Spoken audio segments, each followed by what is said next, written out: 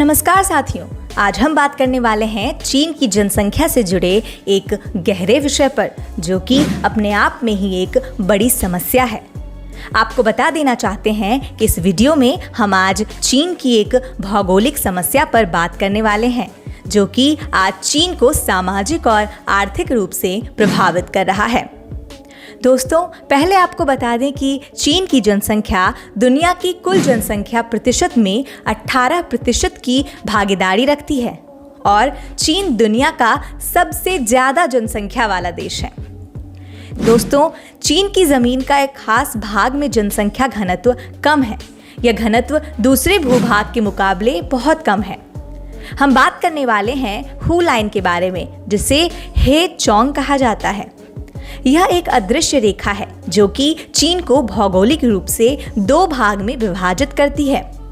इस रेखा को दो भाग में बांटा गया है, एक पूर्वी हिस्सा और एक पश्चिमी हिस्सा। पश्चिमी हिस्सा कम जनसंख्या घनत्व वाला है और पूर्वी हिस्सा ज़्यादा जनसंख्या घनत्व वाला है। दोस्तों, यही दिक्कत 19 के दशक से अमेरिका में भी रही है।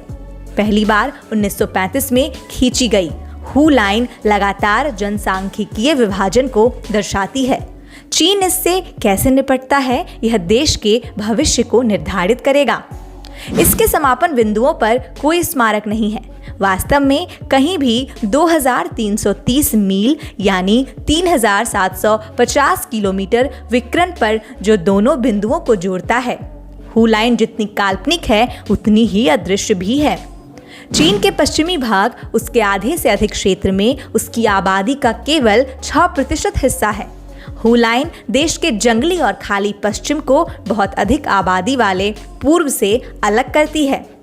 1935 में जनसांख्यिकीयविद हू हुआयोंग ने चीन के मानचित्र पर एक रेखा खींची। हू लाइन ने चीन के जनसंख्या वितरण में उल्लेखनीय विभाजन को दर्शाया।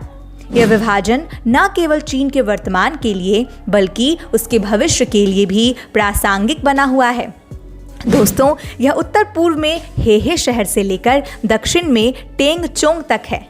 देश के अतीत, वर्तमान और भविष्य के लिए जनसांख्यिकीय, आर्थिक, सांस्कृतिक और राजनीतिक निहितार्थों के साथ हू लाइन यकीनन चीन के भूगोल की सबसे परिणामी विशेषता है।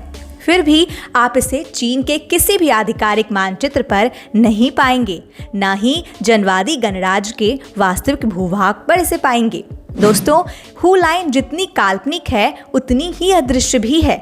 इसे काल्पनिक और अदृश्य इसीलिए माना जाता है क्योंकि इस रेखा की चर्चा चीनी सरकार ने अपने किसी भी आधिकारिक नक्शे में नहीं की है। फिर भी हू लाइन ने जो बिंदु बनाया है वह उतना ही प्रासंगिक है जितना पहली बार इसकी कल्पना की गई थी। दोस्तों, 1935 में वापस हू हुआयोंग नामक एक चीनी जनसांख्यिकी ने चीनी जर्नल ऑफ जियोग्राफी में चीन की जनसंख्या का वितरण पर अपने लेख को चित्रित करने के लिए रेखा के एक हाथ से तैयार किए गए मानचित्र का उपयोग किया था। करीब 19-20 सदी के बीच में चीन में बहुत कुछ बदल गया। साम्राज्यवाद के बाद का कमजोर गणतंत्र अब तक अत्यधिक केंद्रीकृत विश्व शक्ति है। इसकी आबादी लगभग 3 गुना हो गई है, लगभग 500 मिलियन से लगभग 1.4 बिलियन तक। लेकिन असंतुलन के मूल कारण वस्तुतः वही रहे हैं। 1946 में चीन ने मंगोलिया की स्वतंत्रता को मान्यता दी, जिससे हू लाइन के पश्चिम का क्षेत्र सिकुड़ गया। 2015 में वितरण इस प्रकार था। रेखा के पश्चिम में 57% क्षेत्र पर जनसंख्या का 6% है। रेखा के पूर्व में 43% जनसंख्या 94% क्षेत्र पर है। 1935 में वितरण इस प्रकार था। रेखा के पश्चिम में चीन के क्षेत्र का 64% शामिल है, लेकिन इसमें देश की आबादी का केवल 4% ही शामिल है। इसके विपरीत 96% चीनी भू जनसांख्यिकीय सीमांकन रेखा के पूर्व में रहते थे, जैसा कि हू कहते हैं, केवल 36% भूमि पर।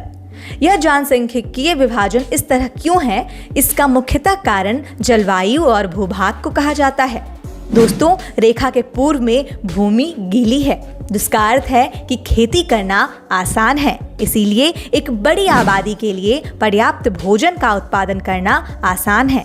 रेखा के पश्चिम रेगिस्तान, पहाड़ और पठार हैं। बूट करने के लिए एक शुष्क जलवायु के साथ अधिक कठोर भूभाग, जिससे बड़ी मात्रा में लोगों को बनाए रखना अधिक कठिन हो जाता है। रेखा के पूर्व में लगभग सभी चीन के बुनियादी ढांचे और अर्थव्यवस्था हैं। रात में उपग्रह पूर्व की ओर के क्षेत्र को लालटेन की तरह प्रकाश के तारों से टिमटिमाते हुए देखते हैं, जबकि पश्चिम लगभग पूर्ण अंधकार का एक कंबल है। केवल कभी कभी जीवन के संकेतों को देखा जाता है।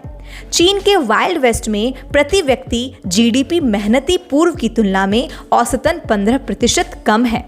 एक अतिरिक्त कारक चीन के जनसंख्या विभाजन को दर्शाता है, जबकि कुल मिलाकर देश जातीय रूप से बहुत समरूप है। 92% हान चीनी है।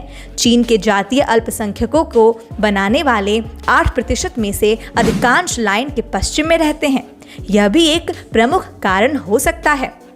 भाषा का अलग अलग प्रभाव। यह तय हो जाता है कि हुआयोंग लाइन भी सिनेटिक भाषाओं के प्रभुत्व वाले क्षेत्रों और गैर सिनेटिक भाषाओं वाले क्षेत्रों के बीच एक विभाजन के रूप में कार्य करती है, क्योंकि यह अप्रत्याशित नहीं होना चाहिए, क्योंकि चीनी भाषाओं का प्रसार हान चीनी के प्रसार से निकटता से संबंधित था, जिसका मुख्य आजीविका खेती थी।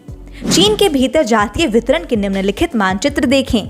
एक बार यह स्पष्ट हो जाए कि चीन में धार्मिक जनसांख्यिकी का निम्नलिखित नक्शा दिखेगा। दिए गए इस मानचित्र में आप साफ तौर पर यह देख सकते हैं कि हू लाइन के दोनों तरफ जनसंख्या प्रमुखतः से किस तरह विभाजित है। दोस्तों, आर्थिक और जातीय असंतुलन के इस संयोजन का मतलब है कि हू लाइन न केवल एक निरंतर विचित्रता है, बल्कि एक संभावित समस्या भी है। देश के पूर्व से सांस्कृतिक और भौगोलिक रूप से दूर तिब्बतियों और उइगरों ने चीन की केंद्रीकरण प्रवृत्तियों का कड़ा विरोध दर्ज किया है, जो कि वास्तविक भी है, जिसके परिणाम स्वरूप अक्सर भारी तनाव होता रहता है। तनाव के कारण दमन भी देखने को मिला है, लेकिन हो सकता है कि दमन केंद्र सरकार की दीर्घकालिक रणनीति नहीं हो। यह तो केंद्र सरकार को ही देखना होगा। इसकी योजना प्रगति से शांत करने की हो सकती है। 1999 में चीनी कम्युनिस्ट पार्टी के तत्कालीन महासचिव जियांग जेमिन ने डेवलप द वेस्ट अभियान शुरू किया। नारे के पीछे का विचार अपनी राजनीतिक मुद्रा को बरकरार रखना था। किसी भी मुद्दे पर इस तरह की विचारधारा को बढ़ावा भी देना चाहिए।